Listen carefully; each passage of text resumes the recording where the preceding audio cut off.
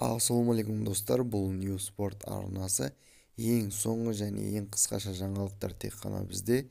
Ендеше көп созбай видеоны бастайын. Ақтөбелік еркін күш кәсіпқой жекпе-жек клубында талай чемпиондарды тәрбиелеген UFC жауынгерлері Сергей Морозов пен Жалғас Жұмағұловтың тәлімгері Айбек Шоқбутов Sports.kz тілшісіне Шавкат Рахмоновтың келесі қарсыласын іздеу енді қай бағытта жүргізілетіні туралы ойлайтынын айтты. Маған жауап беру қиын. Наурызда UFC президенті Дана Уайт Шавкат пен Билал Мұхаммед жекпе-жегін ұйымдастыруға уәде берген еді. Ал қазір мен оны білмеймін. Рейтингтегі Рахмоновтан төмен тұрғандар да салмақты бәсекелестер деп есептейді бапкер. Бұған дейін UFC Гилберт Бернс пен Билал Мұхаммадтың жекпе-жегін ұйымдастыруды хабарлаған еді.